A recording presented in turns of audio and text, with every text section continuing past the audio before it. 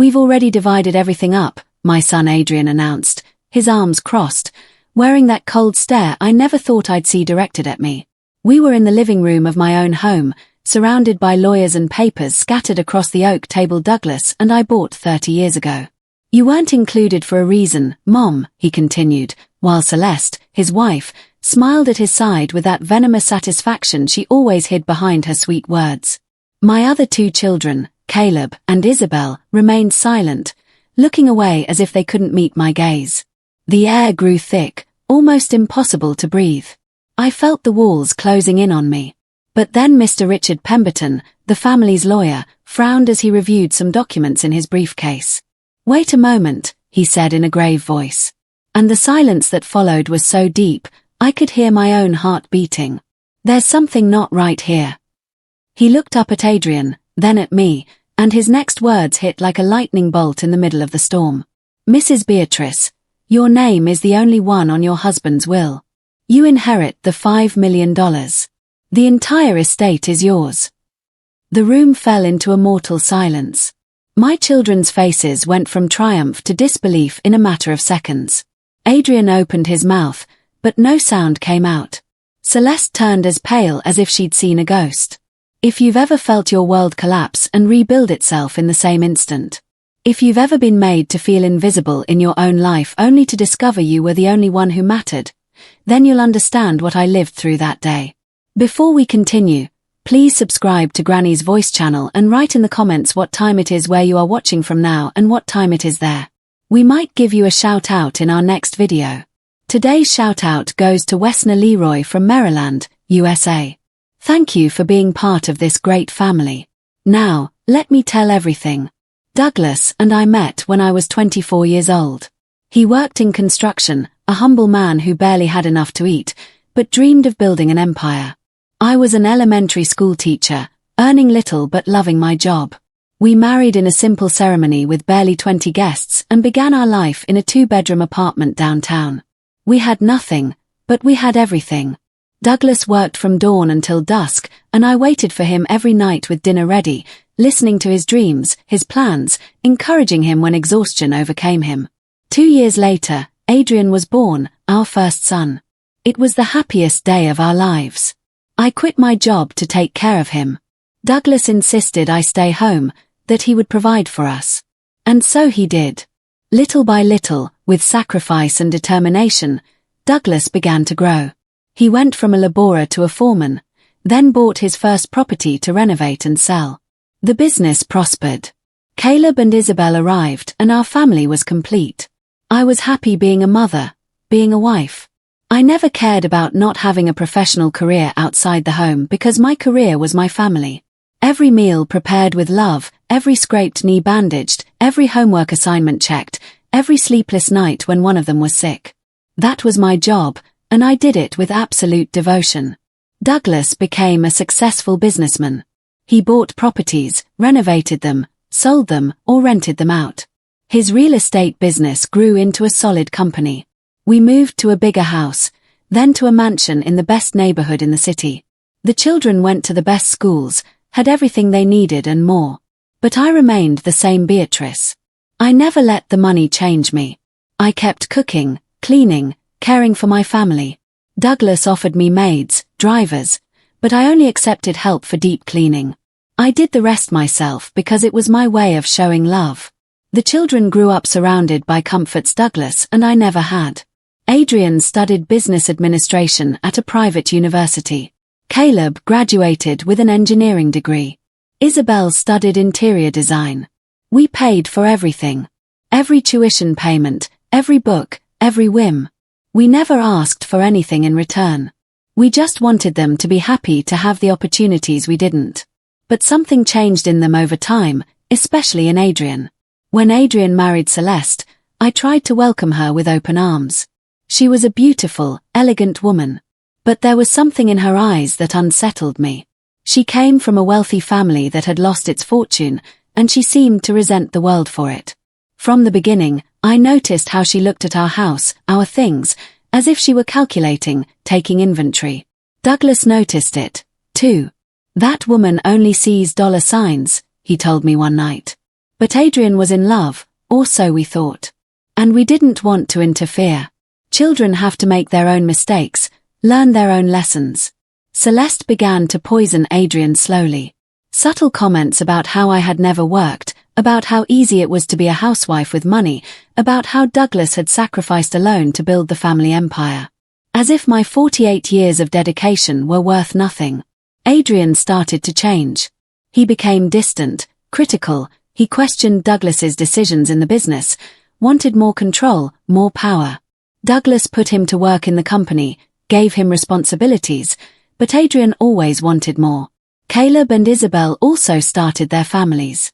Caleb married a sweet woman named Simone, and Isabel married a hard-working man named Garrett. They were different from Adrian and Celeste, more humble, more grateful. But Adrian's influence was strong, and slowly he began to sow doubts in them, too. Family dinners became tense. Celeste made comments about my clothes, about the way I spoke, about my old-fashioned habits. Adrian backed her up with laughter and nods. I tried to ignore it, to smile, to keep the peace.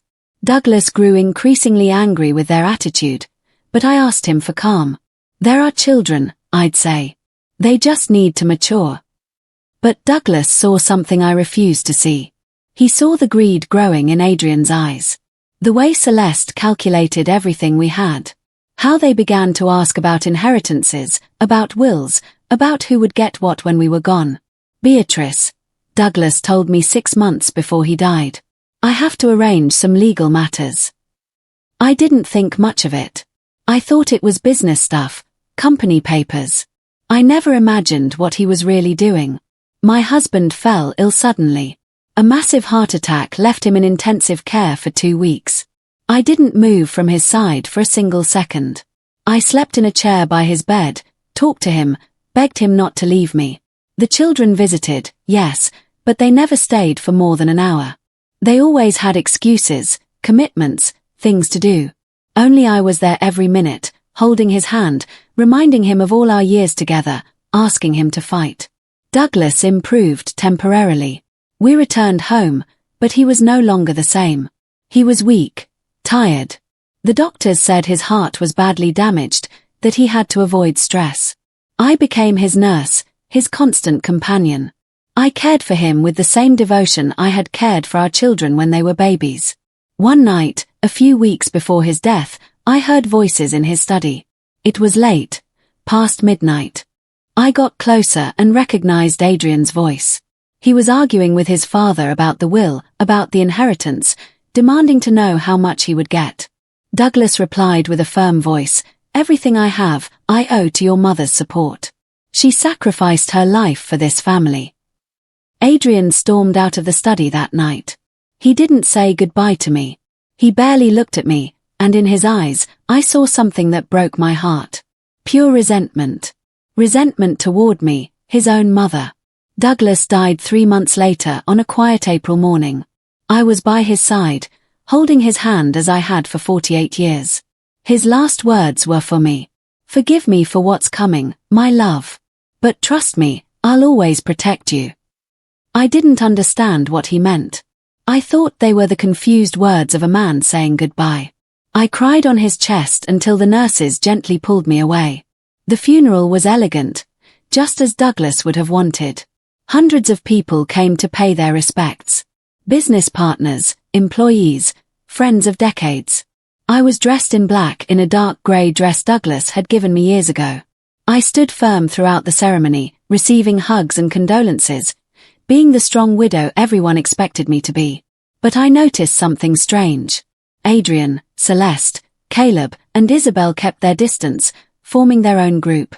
They spoke in hushed tones, passed papers, made phone calls. When I tried to approach, the conversation stopped abruptly. "It's nothing, Mom," Adrian would say with a forced smile. "Just some company business Dad left unfinished." I wanted to believe him. I needed to believe him. I had just lost the love of my life, and I couldn't bear the thought of my children hiding something from me. So, I nodded, went back to receiving more condolences. And I tried to ignore the feeling of unease growing in my chest. The days following the funeral were a silent hell. The house felt empty without Douglas. Every corner reminded me of him. Every object held a memory. I would wake up at night expecting to find him beside me. And reality would hit me all over again. I was alone. My children barely called. When they did, the conversations were brief, distant. "How are you, Mom?" "Fine, son." "Good. I have to go. I'm busy." And the silence would devour me again. 2 weeks after the funeral, I received a call from Adrian. "Mom, we all need to meet. There are important matters to resolve regarding Dad's inheritance." I felt immense relief. Finally, my children were worried about me, about how we would manage everything without Douglas. "Of course, son. When do you want to meet?" "This Saturday at 3 o'clock in the afternoon. At your house." Something in his tone seemed odd, too formal, too cold, but I attributed it to grief. We all processed death differently. I spent the next few days cleaning the house, preparing everything for the family meeting. I cooked my children's favorite dishes. I baked the chocolate cake Adrian loved so much as a child. I wanted them to feel the warmth of home, to remember that we were still a family despite Douglas's loss. I put fresh flowers in every room, took out the family photo albums. I needed that afternoon to reconnect us. Saturday arrived, and with it a strange feeling in my stomach. I dressed carefully, choosing a cream-colored outfit Douglas always said made me look radiant. I put on light makeup, did my hair. I wanted to look good for my children to show them that even though I was devastated inside, I was still strong. At 3 o'clock sharp, the doorbell rang. I opened the door, expecting to see my 3 children with their families, ready for an intimate, comforting gathering. But what I saw left me frozen. Adrian and Celeste entered first, followed by 2 men in suits I didn't know. Caleb and Isabel came in behind them, but none of them greeted me with the warm hug I expected. Just brief nods, gazes that avoided mine. "Mom, these are the family's lawyers," Adrian said, gesturing to the 2 men. "They're here to help us resolve Dad's legal affairs." My heart began to beat faster. Lawyers.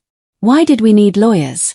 Douglas always handled everything with Mr. Richard Pemberton, the trusted attorney who had been with us for 20 years. "Where is Mr. Pemberton?" I asked, my voice trembling. Celeste let out a short, almost derogatory laugh. "We decided to hire new representation, someone more current." The way she said it with that condescending tone made me feel small, insignificant. But I swallowed hard and invited them in.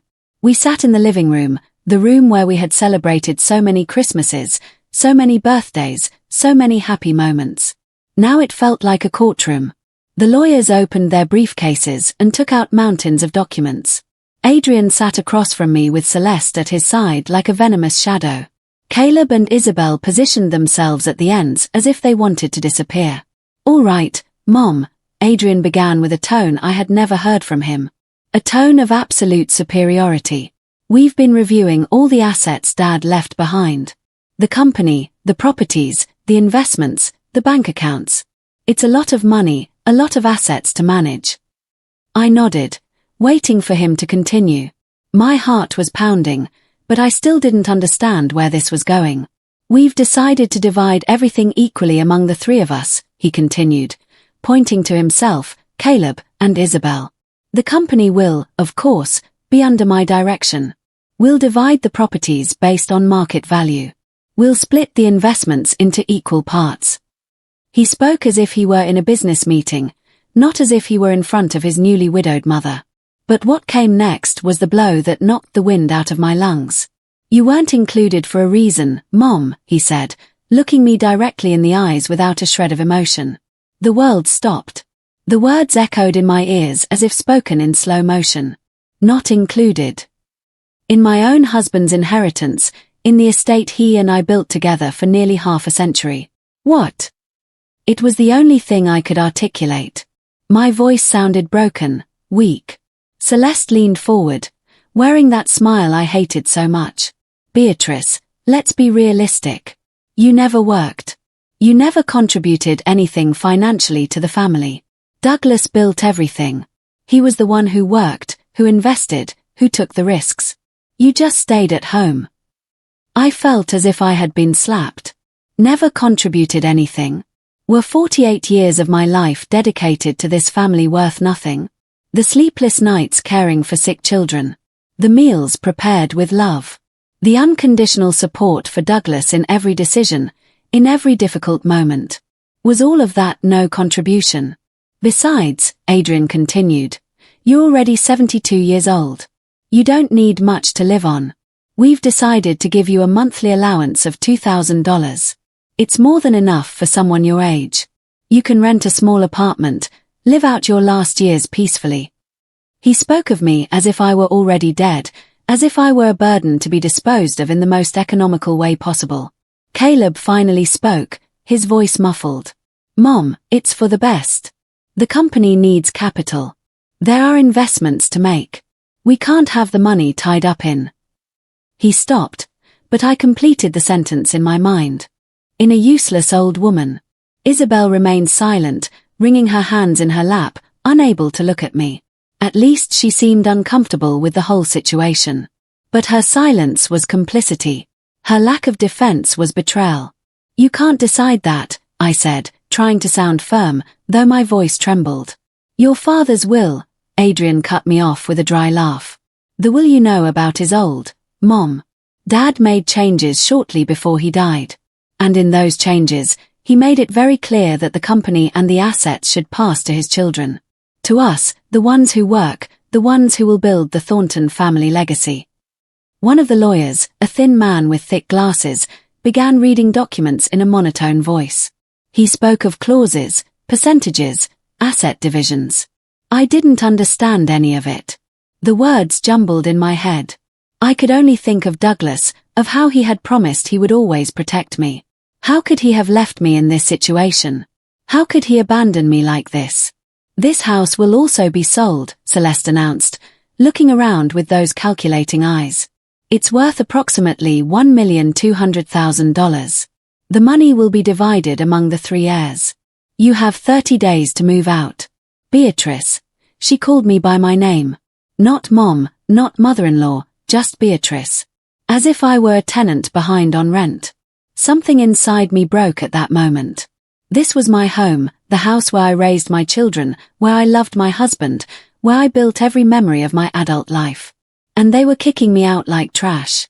I stood up, my legs trembling. Tears were beginning to blur my vision. But I refused to cry in front of them. I wouldn't give them that satisfaction. I need a moment, I said in a broken voice and walked to the kitchen, leaving them in the living room. I heard muffled laughter, murmurs of satisfaction. Celeste said something about it being about time I understood my place. In the kitchen, I gripped the edge of the sink, trying to breathe. My reflection in the window showed a broken woman with 72 years of life dedicated to a family that was now discarding her like old furniture. How had it come to this? When did my children become these cruel, greedy, ungrateful people? I remembered when Adrian was little and got pneumonia. I spent 5 nights without sleep by his side, praying, wiping his forehead with damp cloths, feeding him with a spoon when he could barely swallow. Douglas was working and I was his entire world in those moments of sickness. When he finally got better, he hugged me and said, "You're the best mom in the world." Where was that boy now? What had happened to him? I remembered when Caleb had his first heartbreak at 16 years old. He cried in my arms for hours while I stroked his hair and told him everything would be okay, that he would find true love. Douglas was on a business trip and I was the one who comforted him, who helped him heal. How could that same Caleb now be sitting in my living room, allowing them to destroy me? I remembered when Isabel got married and I spent 6 months helping her plan every detail of her wedding. We chose the dress, the flowers, the menu together.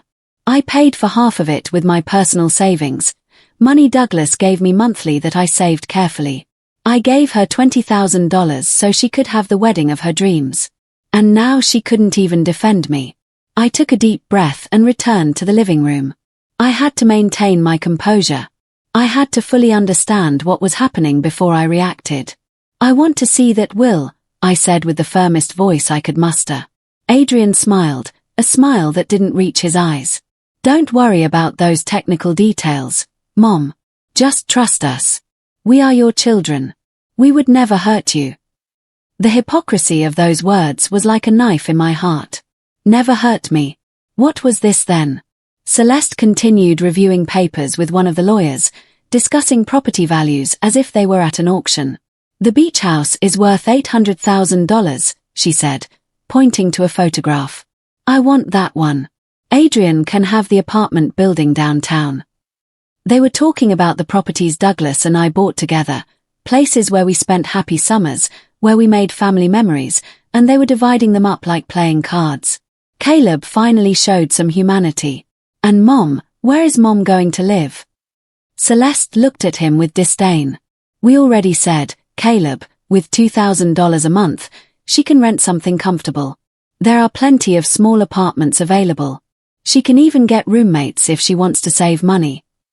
The idea that I, Beatrice Thornton, who had lived in a 6-bedroom mansion, would end up sharing an apartment with strangers at 72 years old, was so absurd, it almost made me laugh.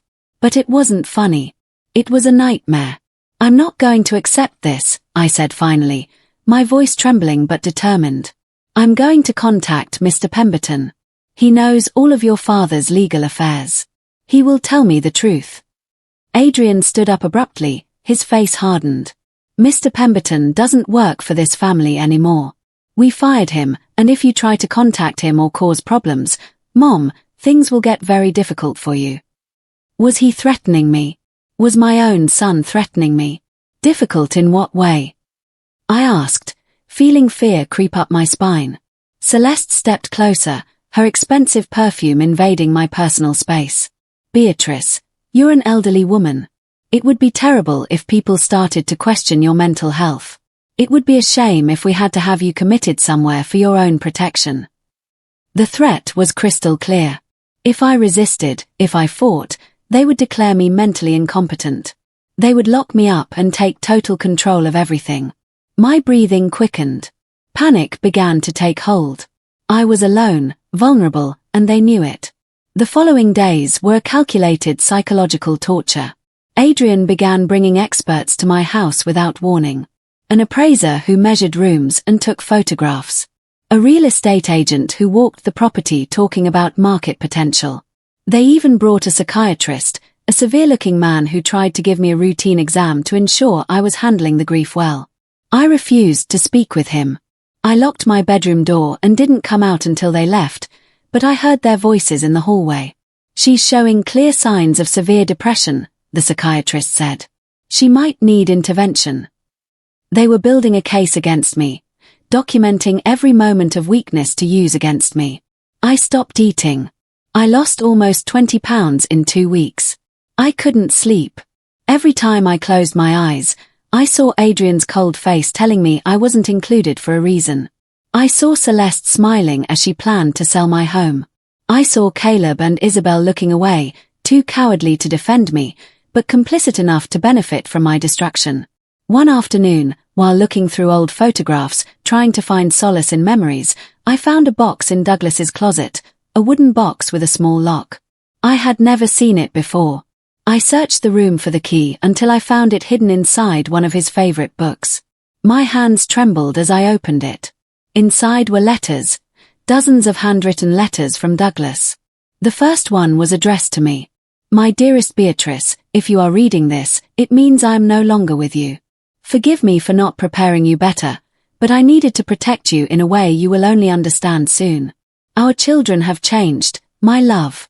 I overheard them 6 months ago, planning how to divide everything once I died. They spoke of you as if you were an obstacle, a nuisance. Celeste told Adrian they needed to find a way to leave you with the minimum, that you didn't deserve anything because you never worked. Hearing that broke my heart. The tears fell onto the paper as I kept reading. So, I took action, my love. I changed the will. Everything, absolutely everything is in your name. The company, the properties, the investments, the bank accounts. The $5 million are yours. Nothing for them. Zero. If they want anything, they will have to earn it by proving they are worthy of being called your children. Mr. Pemberton has all the documents. Trust him. Trust me. I love you eternally, Douglas. My heart was beating so hard I thought it would burst from my chest. Was it possible? Had Douglas really done that? I kept digging through the box and found more documents, copies of recorded conversations, transcripts of text messages between Adrian and Celeste, where they planned every detail of how to handle me after Douglas's death. There was even a video. With trembling hands, I inserted the USB drive into my laptop. Douglas's image appeared on the screen, sitting in his study, looking tired but determined.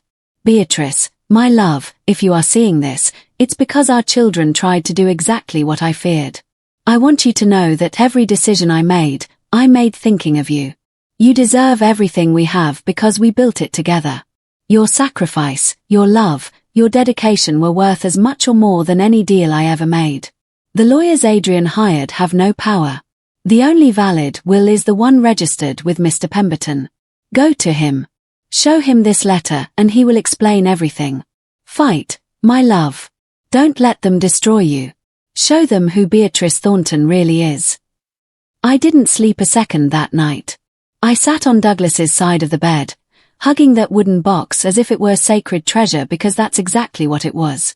It held the truth. My husband had protected me even from beyond the grave.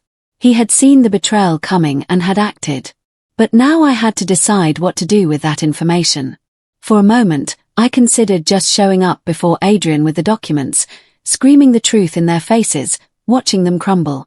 But something stopped me. A voice in my head, perhaps Douglas's, told me to wait, that I needed a plan. They had planned this for months, maybe years. I couldn't just react emotionally. The next morning, I forced myself to eat. I needed to regain my strength. I needed to think clearly. I reviewed all the documents in the box again. There were audio recordings of conversations between Adrian and Celeste discussing how to manage the old woman once Douglas died. In one of them, Celeste said, $2,000 a month is too generous. $1,500 is enough. That leaves more dividends for us. Hearing that turned my stomach. It wasn't just about the money. It was about how much contempt they felt for me. How much they had devalued me. Celeste continued in that recording. Your mother is a freeloader who never contributed anything. If Douglas hadn't met her, she'd probably still be a poor teacher her whole life. We did her a favor, letting her live this life of luxury. Adrian laughed. My son laughed while his wife insulted me. And then he said something that chilled my blood. When she finally dies, we'll sell whatever she has left and split that, too. Hopefully, she won't last long. She's already 72 years old. They were waiting for me to die, planning my funeral before I had even gotten over my husband's. There was more, text messages between the three siblings.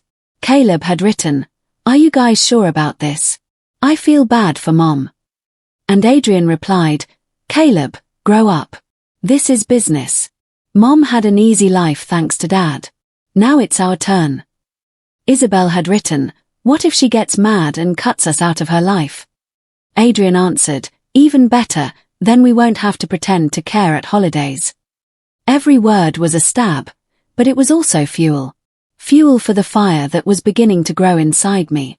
It wasn't just pain I felt anymore. It was indignation. It was rage. A clean, righteous anger that gave me clarity for the first time in weeks. I called Mr. Richard Pemberton from a payphone. I couldn't risk Adrian monitoring my calls. And after everything I discovered, nothing seemed impossible. Mr. Pemberton answered on the third ring. "Mrs. Thornton," he said, his warm voice making me want to cry with relief. "I've been expecting your call." "You knew?" I asked, my voice trembling. "You knew what Douglas did?" There was a long pause. "Yes, Mr. Thornton came to my office 6 months ago. He was very upset. He showed me recordings of his children, planning how to divide everything after his death. He asked me to draft a new will, leaving you as the sole heir to his entire estate. He made me swear not to tell you anything until after his passing." The tears were streaming down my cheeks, but my voice held firm. "Adrian says they fired you. That you no longer represent the family." Mr. Pemberton let out a bitter laugh. "Adrian has no power to fire me, Mrs. Thornton. I represent Mr. Thornton's estate and according to his valid and legal will, you are the owner of everything. Adrian has no authority over anything. I need to see you, I said. I need to know exactly what my legal position is. Come to my office tomorrow, 10 o'clock in the morning. And Mrs. Thornton, bring the documents Mr. Thornton left for you. We will need them. How did you know about the documents? Mr. Thornton told me exactly where he would hide them. He said you would find them when you were ready. And from your call, I see that time has come. That night, Adrian showed up at my house unannounced. He used his key, the one I should have taken back, but in my naivety, still let him have.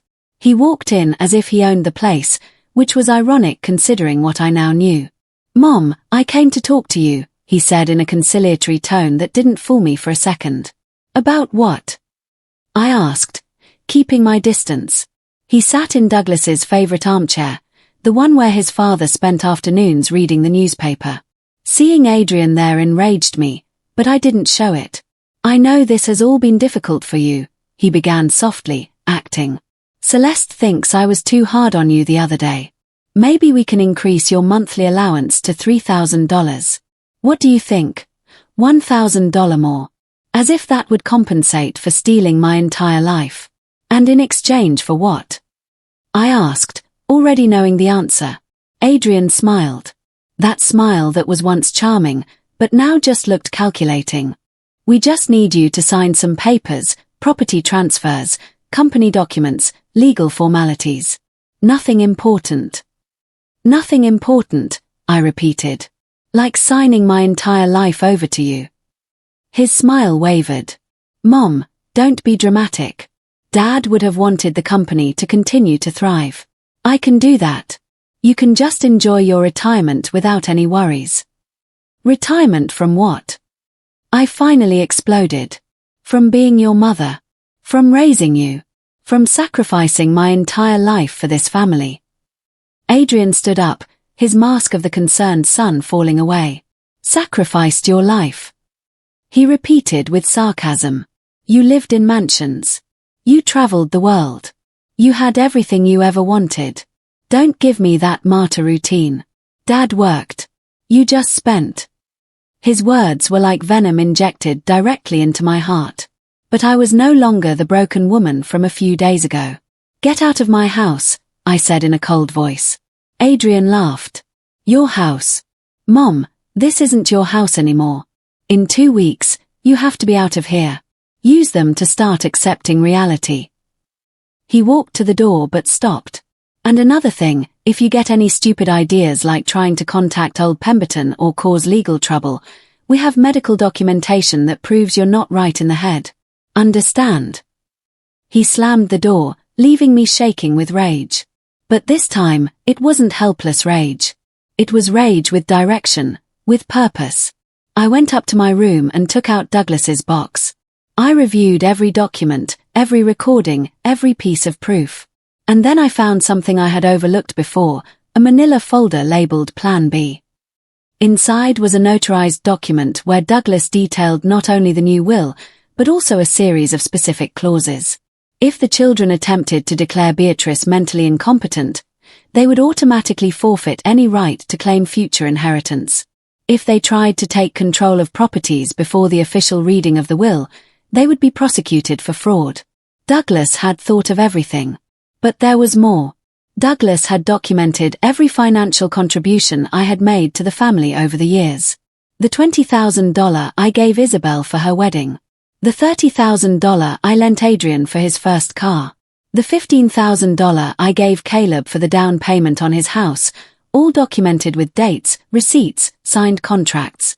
Loans they never paid back, which they considered gifts but were legally debts. And finally, at the bottom of the folder, there was one more letter. Beatrice, if you've made it this far, it means our children have shown their true colors. It means they tried to destroy you just as I feared they would. Now you must make a decision. Mr. Pemberton has instructions to hold the public reading of the will exactly 3 weeks after my funeral. That will be your opportunity. You can show up, confront them with the truth in front of witnesses, or you can let Pemberton handle it discreetly. The choice is yours. But my love, if you decide to face them, do it with your head held high. Show them that Beatrice Thornton was never weak. She was just loving, and they mistook love for weakness. That was their mistake, not yours. The morning of the will reading dawned with a grey sky that seemed to reflect the storm about to break. I woke up early, earlier than I had in weeks. For the first time since Douglas's death, I felt a sense of purpose. I showered calmly, letting the hot water relax every tense muscle in my body. I chose my clothes carefully. An ivory-colored suit Douglas had bought me for our 45th anniversary. Sensible heels and the pearls he gave me when Adrian was born. I wanted to look impeccable, dignified, unbreakable. I applied my makeup with more care than I had in months. Each stroke of eyeliner was a silent act of war. Each touch of lipstick was armor. I pulled my hair back into an elegant bun and looked in the mirror. The woman looking back at me was no longer the shattered widow who had wept over her husband's casket. She was a warrior preparing for the most important battle of her life. Mr. Pemberton had called the night before to confirm the details. The reading will be at 3 o'clock in the afternoon in my office. Your children think it's just a formality that they're coming to hear the division of assets they already decided on. They don't know I have the real will. Beatrice, are you ready for this? Once we walk through that door, there's no turning back. I had answered him with a firm voice. I've been ready since the moment my son told me I wasn't included for a reason. I arrived at Mr. Pemberton's office 15 minutes early. He greeted me personally, taking my hands in his with paternal warmth. Mrs. Thornton, you look beautiful. Mr. Thornton would be so proud to see you like this. His words gave me strength. He led me to his private office where we reviewed everything one last time. The documents were organized in brown folders, each meticulously labeled. When your children arrive, they will act as if this is their territory, Mr. Pemberton warned me. They will try to intimidate you, to make you feel small. But remember, you hold all the power here. The will is irrefutable. It is registered, notarized, and attested by 3 independent witnesses. There is no legal way to challenge it. I nodded, feeling the determination solidify in my chest like steel. At 3 o'clock sharp, I heard voices in the reception area. Adrian arrived with Celeste, their voices cheerful, confident. Caleb and Isabel followed silently. I heard the secretary instruct them to go to the conference room. Mr. Pemberton looked at me. It's time. I stood up, smoothed my suit, and walked toward my destiny. The conference room was large with a long dark wood table surrounded by leather chairs. Adrian and Celeste were already seated at the head of the table as if they owned the place. Caleb and Isabel sat on the sides. When I walked in, the silence was instant and heavy. Adrian looked at me with a mixture of surprise and annoyance. What are you doing here, Mom? This is for the heirs. Before I could answer, Mr. Pemberton entered behind me, carrying his briefcase. Good afternoon, everyone. Thank you for coming. And Adrian, your mother is here because she has every right to be. In fact, her presence is mandatory for this procedure. Adrian exchanged a look with Celeste. We hired other lawyers. You no longer represent this family. Mr. Pemberton smiled with the calm that only absolute certainty provides. You have no authority to hire or fire anyone, Adrian. I represent the estate of Douglas Thornton and by extension his legal heir. Now, if everyone can please take a seat, we will proceed with the official reading of the will. Celeste scoffed. This is ridiculous. We already know what the will says. We've already made all the arrangements. Then you'll have no problem hearing the official version, Mr. Pemberton replied, unfazed. He opened his briefcase and pulled out a thick document bound in dark green leather. The notary seals shined under the fluorescent lights. This is the last will and testament of Douglas Henry Thornton drafted on March 15th of this year, 6 months prior to his passing. Adrian sat up sharply in his chair. That's impossible. The will we have is from 5 years ago. Mr. Pemberton looked at him directly. The document you have is obsolete. It was revoked and replaced by this new will which I hold in my hands. I will now proceed with the reading. There was a moment of tense silence. I could see the wheels turning in Adrian's head, trying to understand what was happening. Go on, he finally said, his voice controlled but tight. Mr. Pemberton cleared his throat and began to read. I, Douglas Henry Thornton, being of sound mind and memory, do hereby declare this document to be my last will. First, I wish to express that every decision contained herein was made after careful consideration and with full awareness of its implications. The room was so quiet I could hear my own breathing. Mr. Pemberton continued, throughout my life, I built a considerable estate, but none of it would have been possible without the unconditional support, infinite love, and constant sacrifice of my wife, Beatrice Marie Thornton. She was my partner in everything, even if she never held an official title. She was my counselor, my strength, my reason for working every day. Celeste snorted. But Mr. Pemberton silenced her with a look. Therefore, I declare the following. I leave the entirety of my estate, including but not limited to all real estate properties, bank accounts, investments, shares in the Thornton Development Group, vehicles, and any other assets in my name to my wife, Beatrice Marie Thornton. The words fell like bombs in the room. Adrian shot to his feet so abruptly his chair fell backward. That's impossible. He wouldn't do that. Celeste was pale, her hands gripping the edge of the table. Caleb's eyes were wide in shock. Isabel began to cry silently. Let him finish, Mr. Pemberton ordered with an authoritative voice. As for my children, Adrian, Caleb, and Isabel, I leave them the following message. I have loved you from the moment you were born. I gave you everything in my power to give, education, opportunities, unconditional love. But in the final months of my life, I discovered that this love was not reciprocated in the same way. Mr. Pemberton paused, letting the words sink in. I heard your conversations about how to divide my assets before I was even gone. I heard how you spoke of your mother, my wife, as if she were a burden to be discarded. I heard your plans to leave her with the bare minimum, to take her home, to treat her as if 48 years of dedication were worth nothing. Adrian tried to interrupt, but Mr. Pemberton raised his hand. Therefore, my children will inherit no material goods from me. If Beatrice, in her infinite kindness, which I do not deserve for her to have toward you, decides to share anything with you, that will be her decision. But I'm leaving you nothing. Not one single dollar. Not one single property. Nothing. Maybe this way you will learn the true value of things.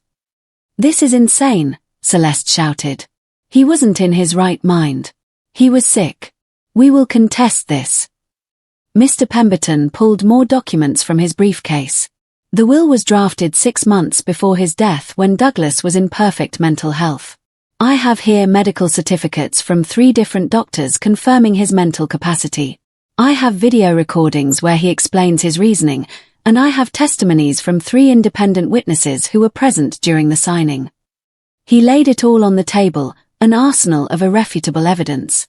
But that's not all, he continued, his voice growing firmer. Mr. Thornton also documented all the conversations he overheard, the recordings where you plan how to manage the old woman. The text messages where you calculate how much longer your mother will live. The conversations where you decide $2,000 a month is too generous for the woman who raised you. He pressed a button on the laptop he had brought and the voices of Adrian and Celeste filled the room. Your mother is a freeloader who never contributed anything. Celeste's voice echoed in the recording. When she finally dies, we'll sell whatever she has left. Adrian's voice replied with a laugh that now sounded monstrous in the quiet room. Caleb stood up, staggering. His face had lost all color. Dad recorded us. Oh my God. Dad recorded us. His voice was broken, filled with the horror of realizing the magnitude of their betrayal. Isabel was sobbing openly now, her wails filling the spaces between the venomous words still coming from the speakers. Mr. Pemberton let the recording play for 2 more minutes.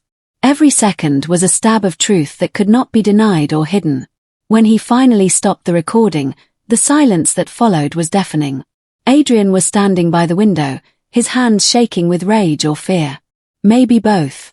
Celeste stared blankly at the table, her mask of superiority completely disintegrated. There's more, Mr. Pemberton said, pulling out another folder. Text messages between the 3 siblings. Emails discussing strategies to have your mother declared incompetent. Documents where you falsified information about her mental state. He placed photographs on the table, enlarged screenshots of conversations they thought were private.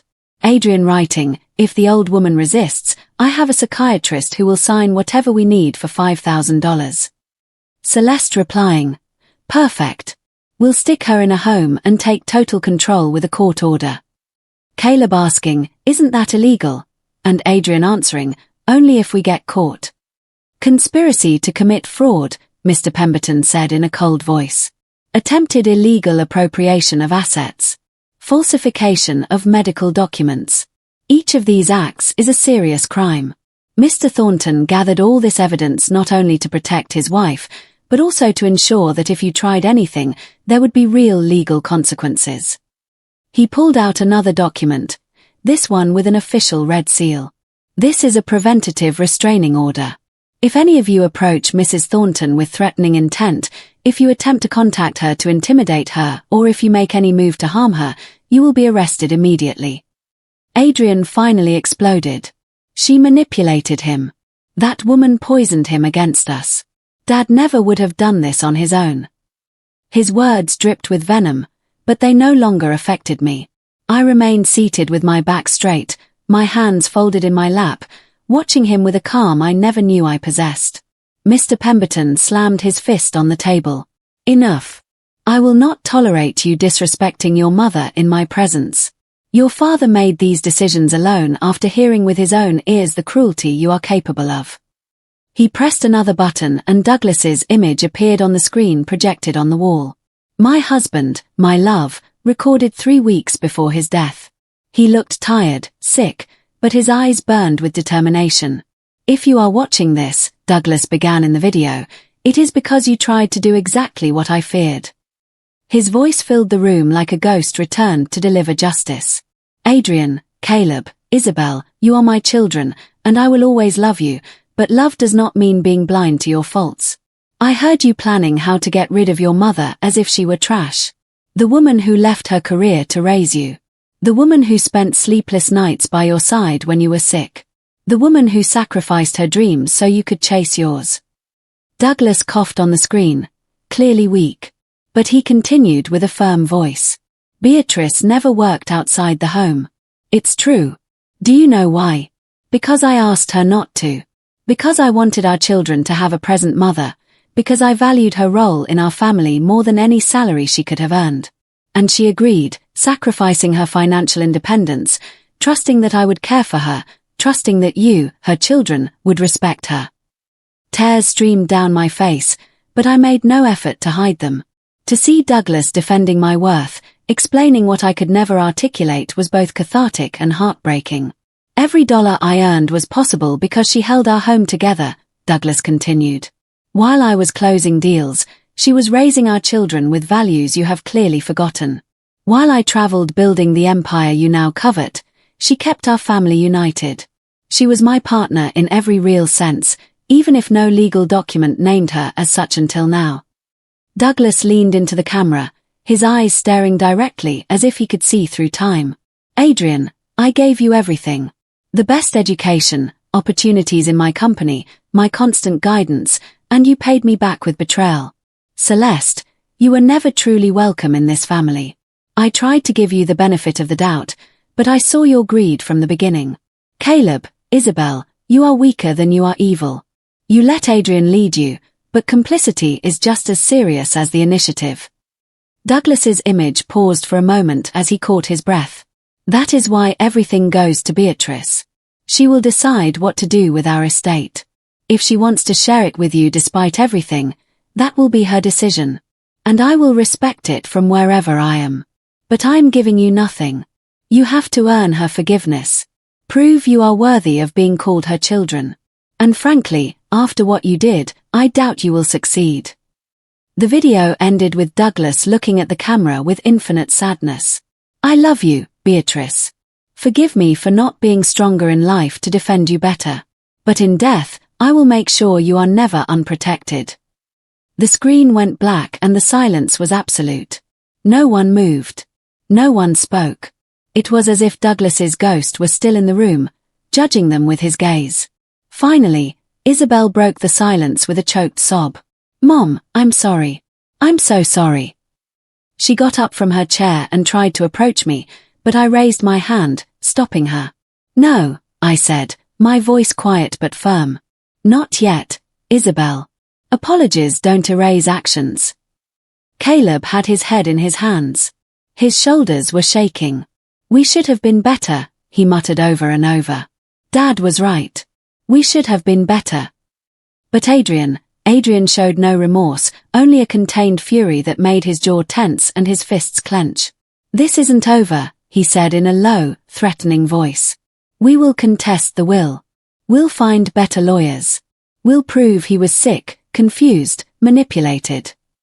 Mr. Pemberton laughed humorlessly. Try it, Adrian.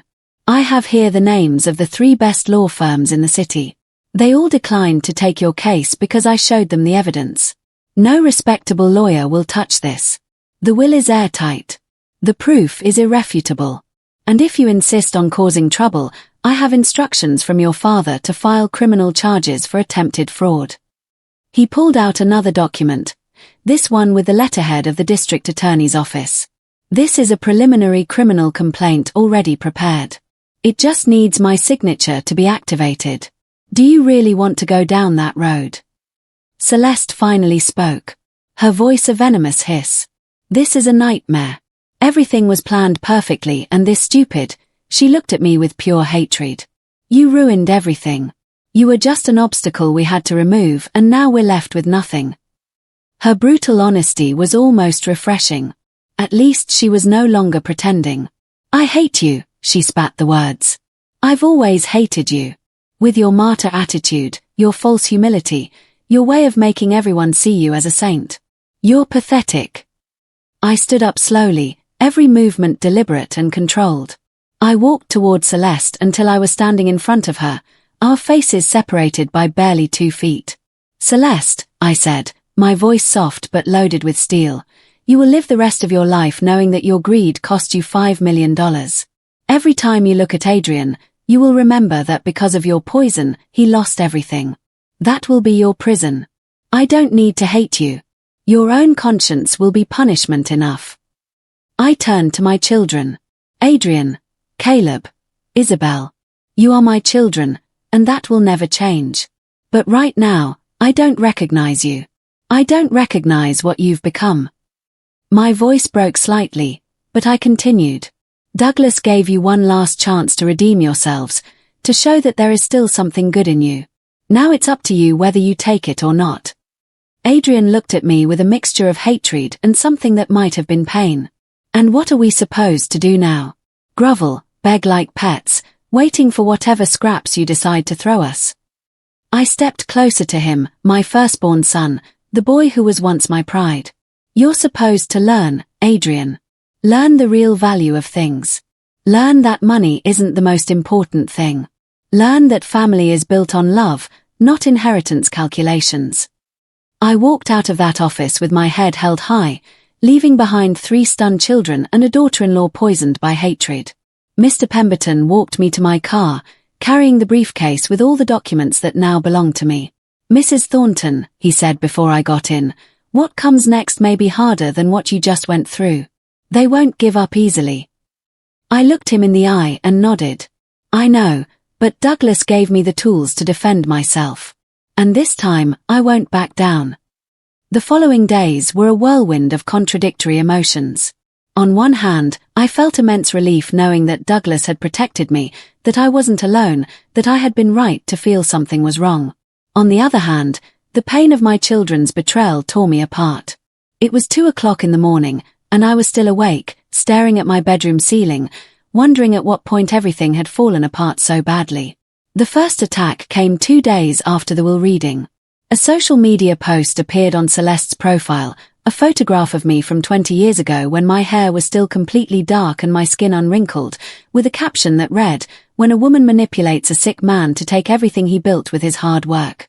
When the children who cared for him for years are stripped of their inheritance by a manipulator, real justice will come." The post went viral within hours. The comments were brutal. People who didn't know me, who had never heard my side of the story, called me a gold digger, calculating, a manipulator. Celeste had woven a perfect narrative. The greedy widow who poisoned her dying husband's mind against his own children. She shared photographs of Adrian, Caleb, and Isabel working hard at the family company. Though I knew Adrian barely showed up twice a week, and the other two didn't even work there. She created a story of dedicated children unjustly disinherited by an evil stepmother, even though I was their biological mother. My phone started receiving calls from unknown numbers. Hateful messages, veiled threats, insults that made me tremble. Old thief, give them back what's theirs. I hope you die soon so your children can get what they deserve. Disgusting manipulator. Hell is waiting for you. Every message was a blow, but something in me had hardened. I was no longer the Beatrice who cried in silence. I was the woman Douglas believed I could be. I called Mr. Pemberton. They are defaming me publicly. What can I do? His response was immediate. We can sue for defamation and slander. I have all the legal resources ready. But Mrs. Thornton, this is going to escalate before it gets better. Are you prepared for a war? I closed my eyes and thought of Douglas, of his video, of his words, asking me to be strong. I'm prepared, I replied in a firm voice. The defamation lawsuit was filed 2 days later. Celeste, Adrian, Caleb, and Isabel were formally served. We were asking for $500,000 for damages to my reputation and an immediate cease and desist of all defamatory publications. Adrian's response came that same night, not through lawyers, but directly to my door. He pounded so hard I thought he would break it down. When I opened it, his face was red with fury. Now you're suing us, your own children, he yelled without even a greeting. Behind him, I could see a car where Celeste was waiting, watching the scene like a vulture. You are defaming me publicly, I replied, maintaining my calm. You are destroying my name with lies. What did you expect me to do? Adrian laughed bitterly. Your name. What name, Mom? You're a nobody. The only reason anyone knows you is because you married Dad. Without him, you're nothing. His words should have destroyed me. But instead, something inside me hardened even more. You're right about one thing, I said, looking him straight in the eye. I married your father, and together we built a life, a family, a legacy. But you, Adrian, what have you built on your own? Everything you have, everything you are, we gave you. And look how you use it, to attack your own mother. His hand flew up, and for a moment, I thought he was going to hit me. But he stopped, breathing hard. Are you going to drop that lawsuit? He said in a low, threatening voice. I closed the door in his face without another word. My hands were shaking, but not from fear, from adrenaline. I immediately called the police to report the threat. I also called Mr. Pemberton, who advised me to install security cameras all over the house. We cannot underestimate what they are capable of, he warned. The next day, a team installed 6 cameras covering every angle of the property. I also hired private security to patrol the area at night. Celeste's response to the lawsuit was to escalate the media war. She gave an interview on a local TV show, crying in front of the cameras, talking about how the family had been torn apart by greed. She described Douglas as a confused man in his final days, easily manipulated. She painted me as a cold woman who had isolated him from his children, who had controlled every aspect of his life. It was lie after lie, but it was so well acted that even I almost believed her for a second. The segment was titled Mother or Monster, the battle for a multimillion-dollar inheritance. They showed old photographs of me, always serious, always in the background, and used that as evidence of my supposed calculating nature.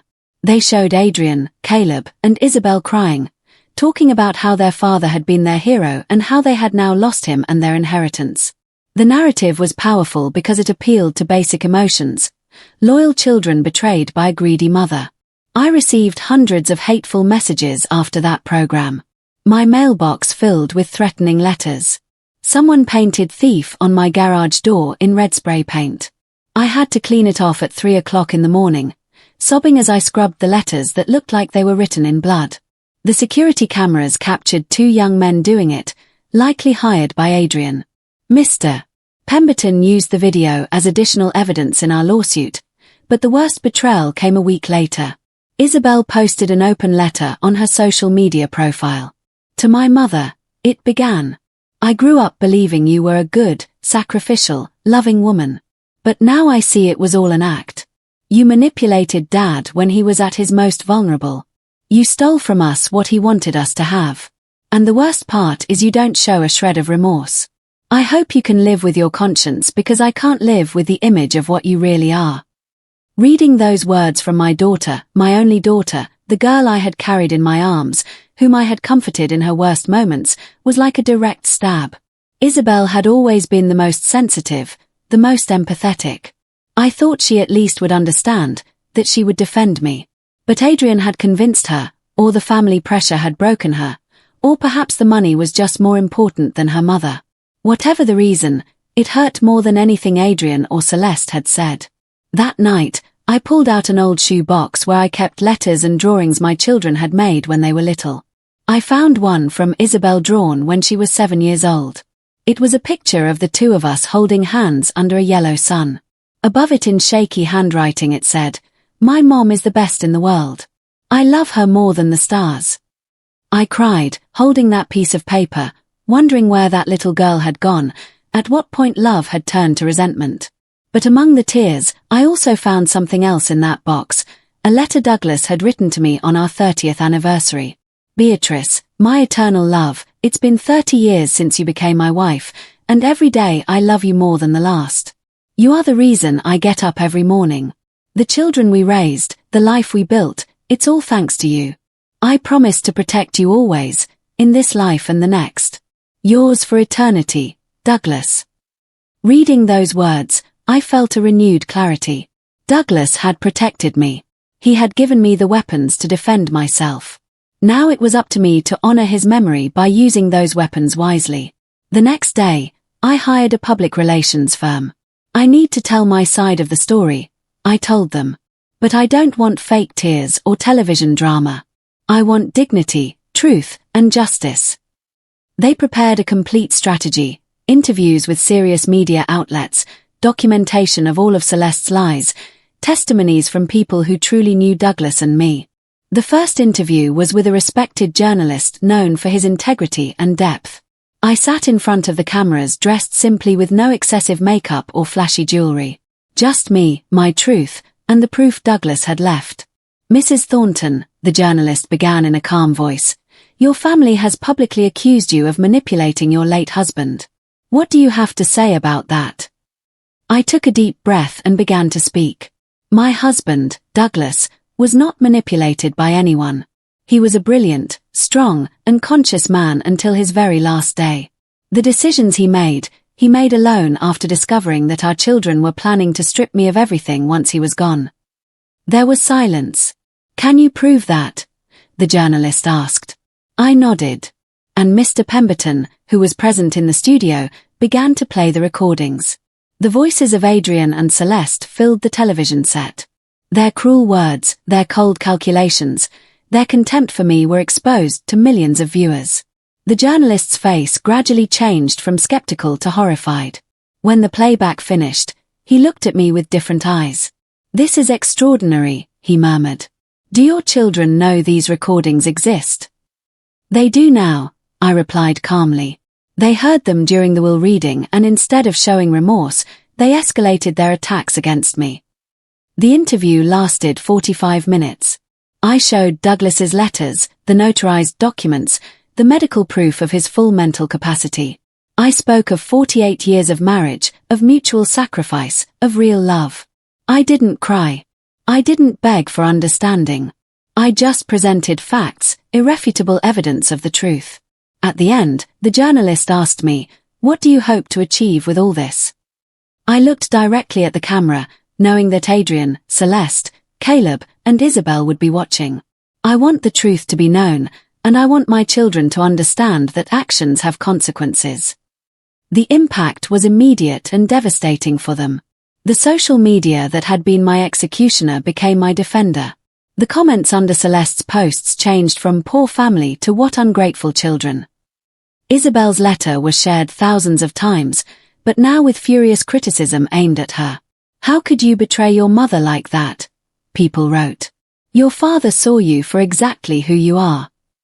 Adrian tried to give his own interview to counter the damage, but no respectable program would have him. The only ones who opened their doors were tabloid gossip shows where he looked desperate and unbelievable. During that interview, Adrian claimed the recordings were faked, that I had paid actors to create false evidence. But Mr. Pemberton had already anticipated that tactic. He presented forensic analysis of the recordings conducted by 3 independent labs, all confirming their authenticity. He also showed the metadata from the recordings, dates and times that perfectly matched phone records. Adrian was exposed as a liar to the public. The defamation lawsuit moved quickly. The judge, after reviewing all the evidence, ruled in my favor, ordering Celeste, Adrian, Caleb, and Isabel to pay $300,000 in damages, remove all defamatory posts, and issue a public apology. Furthermore, he imposed a restraining order. They could not speak publicly about me or the will without facing contempt of court charges. The legal victory was important, but the real victory was seeing the truth finally come to light. But the hardest blow for them came when I began to exercise my rights as the owner of Thornton Development Group. Adrian had been managing it for years, but now I was the legal owner. I hired external auditors to review all transactions from the last 5 years. What they found was alarming. Adrian had been diverting funds, paying himself exorbitant, unauthorized bonuses, and using company money for personal expenses. In total, he had stolen over $400,000. I presented the findings to the board of directors and fired Adrian immediately. I also filed criminal charges for embezzlement. The police arrived at his house on a Thursday morning, handcuffing him in front of his neighbors while Celeste screamed hysterically. The images appeared on the news that same night. My son, the man who had called me useless and a freeloader, being arrested for stealing from the company his father built with honesty and hard work. Caleb and Isabel contacted me after Adrian's arrest. Isabel showed up at my house crying, begging to talk to me. For the first time in months, I opened the door to one of my children. She was haggard with dark circles under her eyes. She had lost weight. "Mom," she sobbed, falling to her knees in front of me. "Forgive me. Forgive me for everything. You were right. Adrian manipulated us. He poisoned us against you. I didn't want to, but I was scared. Scared of being left alone, of being the only one to defend you." I looked at her for a long time. This daughter who had publicly betrayed me, who had written that cruel letter. A part of me wanted to hug her, to forgive her immediately. But another part, the part Douglas had strengthened with his last act of love, knew that forgiveness couldn't be that easy. "Isabel," I said, my voice soft but firm, "your apology comes after you lost. It comes after Adrian was arrested and you realized there's no money left to recover. Would you have come if he still had power?" She cried harder, unable to answer because we both knew the truth. Caleb called on the phone. His voice was broken, ashamed. "Mom, I don't expect you to forgive me. I just want you to know I'm sorry. Dad was right about everything. We were selfish, cruel, unworthy of being your children. I'm not asking for money or anything material. I just want you to know I deeply regret it." I hung up without responding, not because I didn't want to forgive them eventually, but because they needed to understand that words without actions meant nothing. 6 months after the will reading, I sat on my balcony watching the sunrise, a hot cup of coffee in my hands. The storm had passed, leaving behind a completely transformed landscape. Adrian was facing criminal charges and had lost all the respect he once had in the business world. Celeste had filed for divorce, fleeing like the rat she always was when the ship began to sink. Caleb and Isabel were living with the shame of their actions, trying to rebuild their lives away from the scandal. And I, Beatrice Thornton, was still standing, stronger than I ever imagined possible. I had taken control of Douglas's company and was running it with the help of competent managers. The numbers were showing growth for the first time in 3 years without Adrian sabotaging it from within. The business was thriving. But more important than the money was what I had decided to do with it. Using $2 million from the estate, I founded the Thornton Sanctuary, a shelter for vulnerable elderly women. Women who, like me, had dedicated their lives to their families only to be abandoned in their old age. Women who had no resources, who had been discarded, forgotten. The shelter offered dignified housing, medical care, educational programs, and above all, respect. At the inauguration, with tears in my eyes, I said, "This place exists because my husband taught me that a true legacy isn't the numbers in a bank account, but the lives you touch with love and justice." Douglas would have been proud. I could feel his presence in every decision I made, in every moment of strength. The house Adrian wanted to sell had been converted into the administrative center for the shelter. Every room where my children once played now served to help other mothers who had been betrayed by their own. It was a way of transforming pain into purpose, betrayal into redemption. Caleb was the first to show real change. 6 months after the whole scandal, he began volunteering at the Thornton Sanctuary. He didn't tell me directly. He just showed up one Saturday morning offering his services as an engineer to repair electrical and plumbing systems. He worked in silence for weeks, asking for no recognition or forgiveness, just demonstrating with actions that he had learned his lesson. One afternoon, as he was repairing a water heater, I approached him. "Why are you here, Caleb?" I asked. He looked at me, his eyes full of sincere shame and regret. "Because I need to do something good, Mom. I need to try to be the man Dad wanted me to be." I didn't hug him that day, but I nodded. It was a start. Isabel took longer, but eventually she also found her path to redemption. She started teaching free interior design classes to the women at the shelter, teaching them skills they could use to generate income. I watched her working with a 68-year-old woman who had been abandoned by her children after she sold her house to pay their debts. Isabel had tears in her eyes as she helped the woman create a small decorating business. Perhaps she was finally seeing her own reflection in the pain of others. Adrian never apologized. He served 18 months in prison for embezzlement and came out a shadow of the arrogant man he had been. I saw him once, 6 months after his release, in a supermarket. Our eyes met. He lowered his head and quickly walked away. I felt no satisfaction seeing him like that. Only a profound sadness for what could have been and never was. He was my son, he always would be. But he was also a stranger who had chosen greed over love. One Sunday afternoon, exactly 1 year after Douglas's death, I gathered Caleb and Isabel in my home. They had proven for months that their remorse was genuine, that they had learned the real value of things. I showed them 2 folders. "Your father stipulated that if either of you demonstrated true change, I could give you a second chance." I opened the folders revealing documents for the creation of 2 trust funds. "I am transferring $500,000 to each of you. It is not a gift.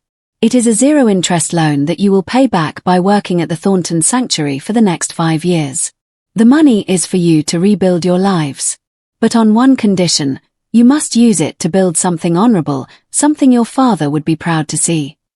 They both cried. Isabel hugged me, whispering thank you over and over. Caleb just nodded, unable to speak, his eyes red with emotion. It wasn't complete forgiveness. The wounds were still fresh, but it was a bridge toward healing. Douglas had taught me that true love includes boundaries, consequences, and second chances that are earned, not given. Today, 3 years after all of it, I sit on the same balcony, watching the same sunrise. The Thornton Sanctuary has helped over 200 women rebuild their lives. Caleb and Isabel work with me at the foundation, redeemed, but aware that full forgiveness will take time. Adrian lives in another city, working in a small office, estranged from all of us. Sometimes I wonder if he will ever knock on my door, asking for genuine forgiveness. I don't know, but if he does, I will be ready to listen. Thornton Development Group now donates 20% of its annual profits to social causes. Douglas built an empire with honest work, and I have made sure that empire has a purpose beyond money. Every property sold, every deal closed carries his name and his legacy of integrity. I think about Douglas every day. Sometimes I talk to his photograph, tell him what I'm doing, ask him for advice in the silence. And in the quietest moments, I swear I can feel his hand on my shoulder, his voice whispering that he's proud of me. He gave me the chance to prove my strength when the world tried to break me, And I discovered that the greatest inheritance I received wasn't the $5 million, but the certainty of my own worth. At 75 years old, I finally understand what Douglas tried to teach our children and what it took me too long to learn myself. Money is earned, lost, and recovered. But dignity, self-respect, and integrity are treasures that once lost may never return. My children learned that the hard way. I learned it through the love of a man who protected me even after death. This is my story. The story of a woman who was invisible for 48 years, not because she was weak, but because her strength was expressed in ways the world didn't value until she had to prove that silence is not weakness, that devotion is not subservience, and that sometimes the sweetest revenge is simply to live with dignity while others carry the weight of their own betrayal. And if anyone is going through something similar, if you have been made to feel invisible, useless, remember this. Your value never depended on others recognizing it. It was always there, just waiting for the right moment to shine.